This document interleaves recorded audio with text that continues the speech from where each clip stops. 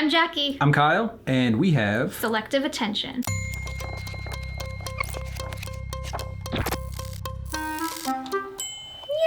Hi, welcome back for part 2 of the battle between the two franchises, Alien vs. Predator.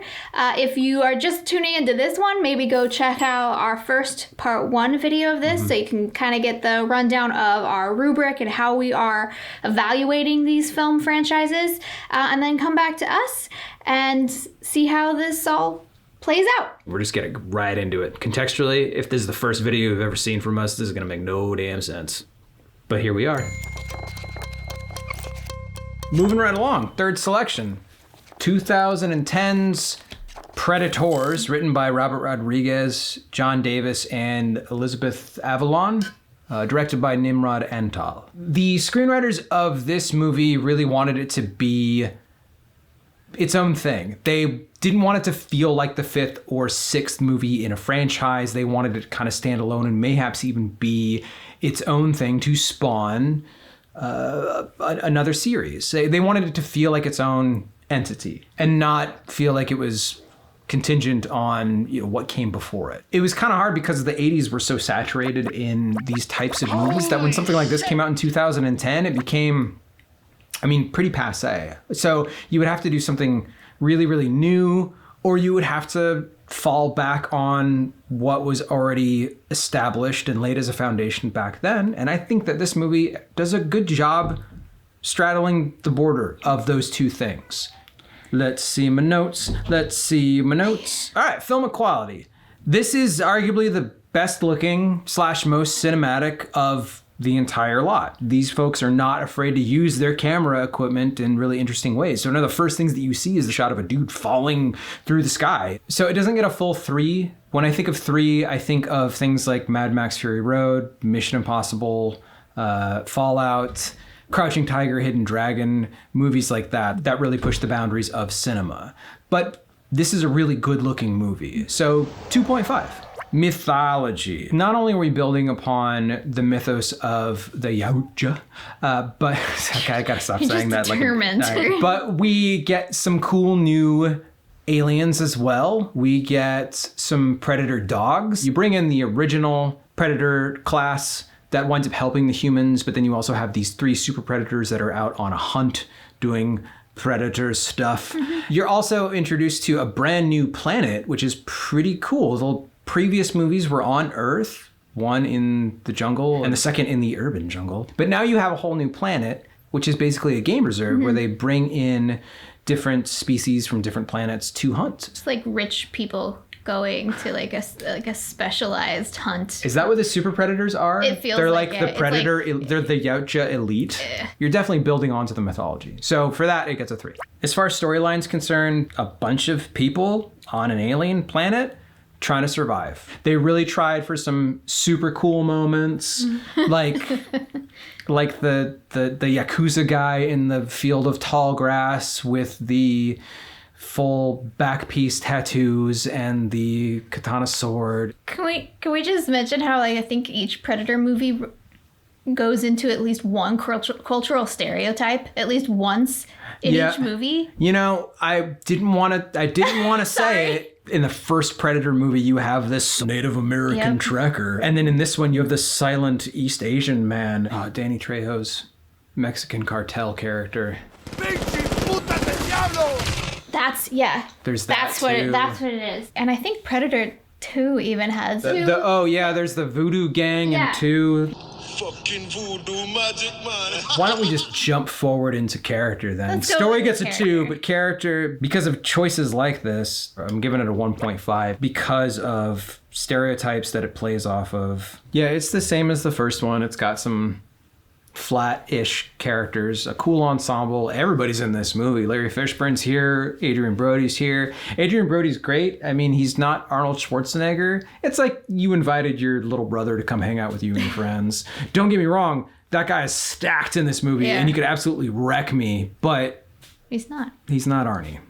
Upgrade points. I'll give it 1 for Topher Grace for being the damsel in distress throughout the entire movie. Fuck! All of you! So it gets a grand total of 10 points. Nice. 10. My next selection is Alien 3, Alien Cubed, from 1992, directed by David Fincher, written by David, there's three of them, David Giler, Walter Hill, and Larry Ferguson. The cinematographer is Alex Thomason. He's pretty established by this time that he did Alien 3. He did Labyrinth and Leviathan before doing this, so that's cool. So this film has kind of some like controversy behind it because Fincher kind of disavows it. Whatever, Fincher. So the effects in this film are not as great as the other three. It's pretty CGI heavy and reliant, and there's less practical in this. And so that kind of takes away from the whole idea for me. The cinematography is also very strange. This is a very brown film. Everything's very brown. I don't think I've ever heard anyone describe a film like that before. This is sci-fi, but it feels like it's taking place underground in like a clay mine. Should have called it Alien Sepia Tone. Yes. I'm going to give it a 2. Yeah. So film quality gets a 2. It's not bad, it's just strange. All right, so as far as mythology goes, I'm giving this one a 2. It sustains it. The only real interesting thing it adds to it is you kind of learn that the xenomorph takes on characteristics of the thing it gestates inside of. Oh, yeah. So in this film, depending on which version you're watching, the xenomorph facehugger gestates inside of either an ox or a dog. And so the one xenomorph we have actually is on all fours this time. It's not bipedal, so that's interesting. Otherwise, everything else is sustained. Moving on to storyline. I do find the story interesting in the fact that it takes away from the protagonist as opposed to giving more to the antagonist. So instead of making the alien bigger and badder or more of them, it actually puts Ripley on a abandoned prison planet. But also, this is the one film out of the 4 where I just have so many storyline questions. How is there a queen in Ripley when there's only one egg that we see in the ship? How can she tell it's a queen just by looking at the ultrasound? And why does said queen hang out inside Ripley for like days? It came out of the ox in like hours, but anyway, I'm so confused by so many elements of this story. Oh, maybe that's it. Because of like livestock actually has a shorter gestation period than human beings. Well, I would say I'd say that could work, but in Kane, in the first film, the gestation is not that long either. So, gestation period. No. It's Okay. ubiquitously known that his is lower. I'm saying that there's questions, so this gets 1.5. Okay. I didn't leave any of the other movies confused, but I left this one confused. As far as character goes, Clemens is cool. Ripley is kind of sad. She's got a cool haircut. She looks cool. She still does her badass stuff.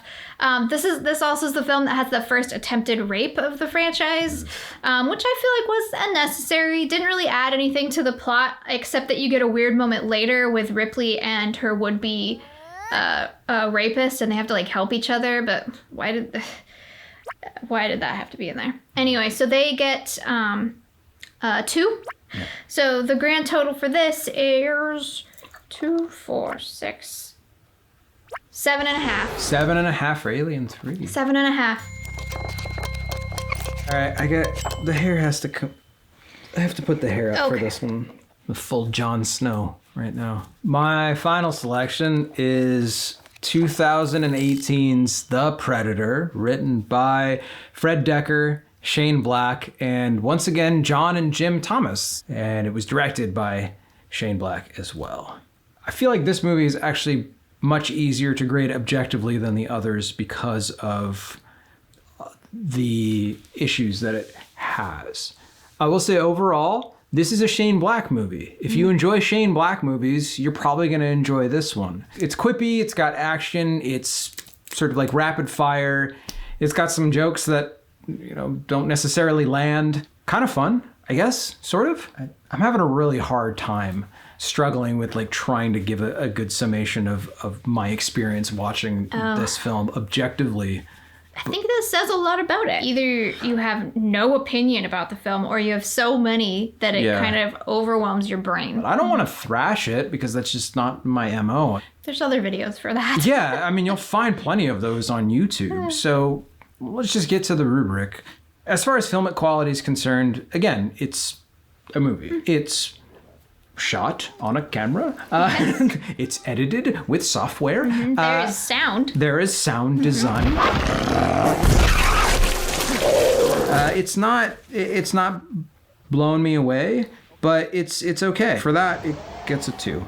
Mythology. Oh boy, yeah. And whereas this one actually does build on the mythology, it winds up detracting from the original. It tries to give explanation to certain things, like nuances of the Predator's actions that I didn't really want answers for. And then now that I have answers, I'm kind of disappointed that I have them. For example, the ripping out of the spines, which is one of the most like iconographic images with the Predator, is now something that is canon as them pulling DNA from certain species in order to make themselves better predators. Spinal fluid. Yeah. So, which this is kind of an issue with the film, is they refer to intelligent redesign as evolution. Pulling from different species and upgrading yourself by, whatever sort of like scientific magic that you do with DNA isn't evolution. It's not natural selection. Yeah, by definition. So also, what? So this is what I'm saying. Like when it builds on the mythology, but it makes it less cool. It makes it a lot less cool. It's a lot less cool to think that they're doing this for these reasons instead of. I don't even know. Be better hunters by stealing DNA. Is this a joke? We ran the genome sequence 10 times. This specimen has human DNA. Yeah. It didn't seem like that's something they needed to do. Yeah, it acts as like a reversal, kind of like the Scream franchise with number 3, where it turns out that was behind everything the entire time. Sorry, spoilers. But it takes away from, the motivations of like in the very first movie. It winds up rewriting it, and this is kind of what this does. So in that regard, it gets a 1. Also, a big sin that this film commits is that it thinks that bigger and meaner equals better. So we're introduced to another Predator, yet again another Predator, but it's bigger, it's meaner, it's uglier. Take a note from Starkiller Base. Like, bigger doesn't always mean more imposing. Or more fun. Story-wise, they tried really hard. I will give them that. I think there's a good script in here. Somewhere beneath all of the, like, Shane Black jokes and the forced sexual arousal during violence.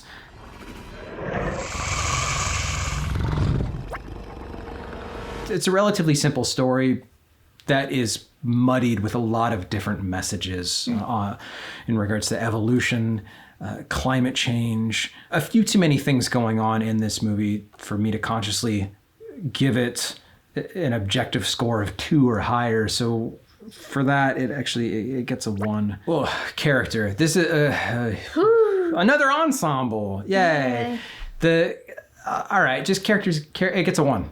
The loonies are cute. I guess they're the most likable of like all of the franchise, but they do work in very stereotypical ways. The problems that I have with characters in this movie stem from the screenwriters writing the depiction of certain disorders in a very sort of fetishized way, with autism being the next step in the evolutionary chain, Tourette's being something super funny. Why, Baxley? Why do we make more? Baxley. Because fuck, cock. Because we fuck cock. That's it. Because we fuck cocks. That's Bad portrayals of these disorders converge on caricature and plant a wild, misleading perspective in people's heads. So I feel like it's kind of irresponsible the way that they handle these particular disorders in this movie.